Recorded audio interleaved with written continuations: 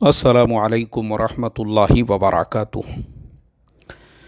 बिस्मिल्लाहिर्रहमानिर्रहीम नहमदुहु व नुसल्ली अला रसूलिहिल करीम व अला आलिहि व अस्हाबिहि अजमाइन, अम्मा बाद।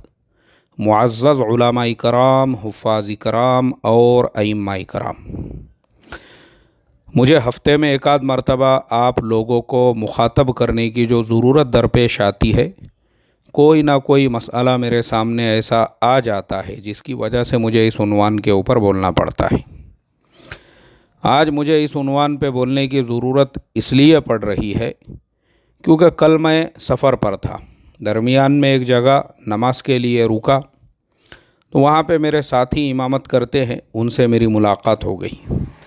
काफ़ी उन्होंने अपनी परेशानियाँ सुनाए, काफ़ी घर के हालात सुनाए, बहुत सारी बातें वो सुनाने लगे तो मैं बड़े ध्यान से सुनने लगा। उसकी वजह ये थी कि तालिब इल्मी के ज़माने में और उसके बाद भी, यानी फ़राग़त के बाद भी, जब उनका जवानी का ज़माना था, 25, 30, 35 साल की जब उम्र थी, उस ज़माने के अंदर उनका मिजाज जो है ना, वो काफ़ी हरदिल अज़ीज़ हुआ करता था, काफ़ी मिजाहिया हुआ करता था। लतीफ़े, जोक्स, हंसना हंसाना, उसका पूरा गोडाउन उनके पास में भरा हुआ होता था। यानी वो महफ़िल की शान हुआ करते थे। सफ़र में जब वो जाते थे तो सफ़र में जब सफ़र से शुरू से लेके आखिर तक माशाअल्लाह लतीफ़े और क़िस्से और कहानियाँ, ये सारी चीज़ें चलती रहती थी। इस वजह से लोग उनको बहुत पसंद करते थे। लेकिन अब जो है ना, उम्र ने, यानी उम्र जो होती है इंसान की, जो उम्र है, उसने 40वीं जो दिहाई है उसको पार कर दिया है। अब आपने 40 साल की उम्र पूरी कर दी है, 45 साल भी पूरे हो गए। अब क्या है, ज़िम्मेदारियां हैं, बेटियां हैं जिनकी शादी की उम्रें हो चुकी है, लेकिन कसम पुरसी की वजह से उनका निकाह नहीं कर पा रहे हैं। बेटे हैं, बेटे बराबर से उनकी तालीम नहीं हुई, बेटों ने भी दुनियावी एतबार से कोई इल्म, कोई फ़न, कोई हुनर नहीं सीखा। वो कोई कभी किसी के पास में नौकरी कर रहे हैं और वो सामने वाला बंदा भी जो है उनको जैसी मुआवज़ा देना चाहिए, तनख्वाह देना चाहिए, वो नहीं दे रहा है। मतलब वो बेटे भी जो है ना, अपनी ज़िंदगी के अंदर मसरूफ़ है। वो बेचारे ख़ुद अपने मुस्तक़बिल और हाल के साथ में जंग लड़ने में मसरूफ़ हैं। अब वो क्या अपने वालिदैन की खिदमत करेंगे। बहुत सारे हालात उन्होंने रखे अपने ग़ुरबत के, इफ़लास के, और मस्जिद का घर है उसी में रहते हैं। ख़ुद की कोई प्रॉपर्टी नहीं, ख़ुद का कोई मकान नहीं है। तनख्वाह जो है बहुत, यानी ऐसी लिमिटेड है, और 2-4 घरानों में ट्यूशन पढ़ाने के लिए जाते हैं। मैं इतना, मुझे अफ़सोस होने लगा, मैं सोचने लगा यार मेरा साथी है और माशाअल्लाह तालिब इल्मी के ज़माने में जो अब सबका हर दिल अज़ीज़ हुआ करता था, लतीफ़े, जोक्स और क़िस्से और कहानियों का जिसके पास में पूरा स्टॉक होता था, जिसको कभी भी तालिब इल्मी के ज़माने में, उसके बाद में भी, यानी एक ज़माने तक। लेकिन मैं सोचने पे मजबूर हुआ कि मेरा यही साथी काश थोड़ा सा संजीदा हो जाता अपने तालिब इल्मी के ज़माने में। चलो ठीक है, तालिब इल्मी के ज़माने की हद तक, लेकिन उसके बाद ज़िंदगी को सीरियस लेता। शादी से पहले इमामत का जो दौर था, उस दौर के अंदर कोई इल्म सीख लेता, कोई फ़न सीख लेता, कोई हुनर सीख लेता। उसके बाद में कुछ कारोबार वगैरह के अंदर लग जाता, कोई तिजारत। क्योंकि देखो क्या होता है ना, इंसान को 45 साल की उम्र में, यानी 40 साल जब क्रॉस हो जाते हैं ना, उस वक्त ये एहसास होता है कि 20 साल की उम्र में उसको क्या करना चाहिए था। मतलब उसके 25 साल ज़िंदगी के निकल चुके हैं। अब उसको एहसास हो रहा है अपना दिल अपनी तबाही का सबब होता है, और ये जवानी का ज़माना भी अजब होता है। कौन सी बात ने किस शख्स का दिल तोड़ दिया, बोलने वाले को एहसास भी कब होता है।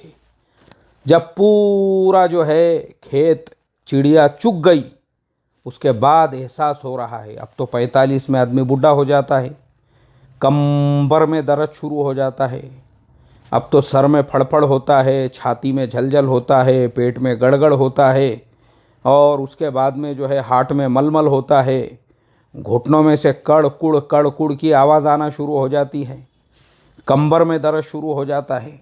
अब ये उम्र में आदमी को एहसास हो रहा है, काश काश कि मैं अपनी उम्र के 20वें साल में बेदार हो जाता, अपनी ज़िंदगी को सीरियस ले लेता, तो आज मेरे ऊपर ये फ़िक्र लाहिक नहीं होती थी। एक तरफ बेटियों के शादियों की फ़िक्र है, दूसरे तरफ बेटों के रोज़गार का फ़िक्र है, तीसरी तरफ अपना ख़ुद का कोई घर नहीं है, चौथी तरफ जो है कोई मतलब आप सोचो। और ऐसी इमामत बोले तो वो ऐसा इमामत का मसला ऐसा है कि मस्जिद वालों का जब आपसे दिल भर गया, या मस्जिद वालों को जिस दिन लगा कि भाई आप गांव में बहुत पॉपुलर हो रहे हैं, महल्ले में बहुत पॉपुलर हो रहे हैं, पता नहीं आप अगले कॉरपोरेशन के इलेक्शन में खड़े रह जाते क्या मालूम, तो सबसे पहले एरिया के जो लीडर लोग हैं वही आपके पीछे अपने पंटरों को लगा देंगे।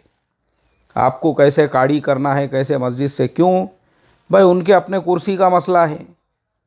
आप बहुत पॉपुलर हो गए, बहुत ज़्यादा जो है आपकी शोहरत हो गई, बहुत काम कर रहे हैं आप। प्रॉब्लम ये होता है कोई फिक्स नहीं है आपकी इमामत। आप तीसरी मस्जिद में गए तो फिर वहाँ पे वही जंग लड़ी जा रही है अपने मुस्तकबिल की।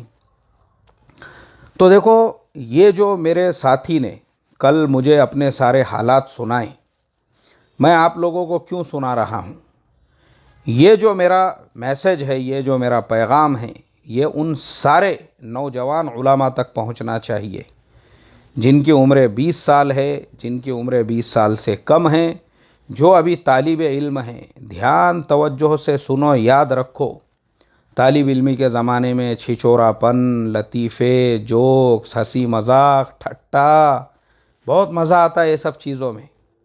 अब मैं बहुत सारे नौजवान उलमा को भी देखता हूँ, मैंने इससे पहले भी आपको बताया हूँ कि मेरा नंबर 500 व्हाट्सएप के ग्रुप में था, जिसमें से 499 को मैंने छोड़ दिया। बस अब मेरा साउथ कोरिया का ग्रुप है, उसी में मेरा नंबर है। उसके अलावा किसी भी, उसका रीज़न क्या है मालूम है, हमारे नौजवान बच्चे छिछोरापन कर रहे हैं। अब मसलकी इख्तिलाफ है किसी के साथ में। हमारा प्रॉब्लम क्या है पता है आपको, हम जिन मदरसों में पढ़ते हैं वहाँ पे हमको कुरान हदीस की तालीम नहीं सिखाई जाती है। वहाँ पे हमको ग़ुलाम बनाया जाता है अपने मसलक का, वहाँ पे हमको ग़ुलाम बनाया जाता है अपने अकाबिर का। यानी हमारे ऊपर 8 सालों तक हमको हिप्नोटाइज़ किया जाता है। हमारे ऊपर जो पूरी मेहनत होती है वो इस बात की होती है कि 8 सालों तक चंद फरसूदा बुड्ढों को हम अपना अकाबिर माने, उनको नबियों से भी ऊपर मकाम दे, उनको अंबिया अलैहिमुस्सलातु वस्सलाम से भी ऊंचा समझे। और होता भी यही है।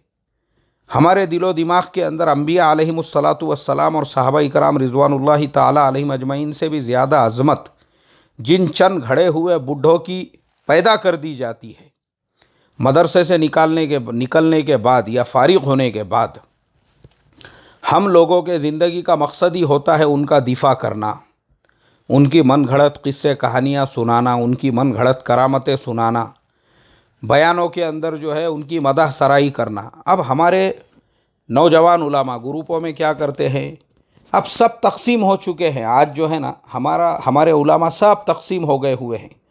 पहले तो मसलकों के नाम पे तकसीम हो गए, फिर जमातों के नाम पे तकसीम हो गए। अब जमातों में भी जो है 3-3, 4-4 टुकड़े हो गए। अब उसमें भी उलमा तकसीम हो गए।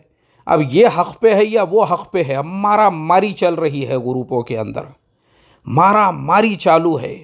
ये अलग से दलाइल दे रहा है, वो अलग से दलाइल दे रहा है। अब उसी मारा मारी के अंदर सलाहियतें बर्बाद हो रही है। और हमारा आलिम जो है या हमारा बेचारा तालिब इल्म गरीब, वो इन्हीं चीज़ों को ज़िंदगी समझकर वो क्या समझ रहा है, मैं हक़ की मेहनत कर रहा हूँ। अरे भाई, हक़ का 1000 किलोमीटर तक भी तुम्हारे बहसो मुबाहिसे से कोई लेना देना नहीं है। अपने मुस्तक़बिल का सोचो। प्रॉब्लम क्या होता है, जिन फरसूदा अकाबिर के लिए तुम लड़ रहे हो, कल तुमको मस्जिद से निकाले, उनमें से कोई तुम्हारी मुवाफ़िक़त में आवाज़ उठाने वाला नहीं। कल तुम्हारे को किसी मदरसे की तदरीस से निकाल दिए, तुम्हारे हक़ में कोई आवाज़ उठाने वाला नहीं है। इसलिए अपने मुस्तक़बिल को सीरियस लो और अपनी ज़िंदगी को बनाओ।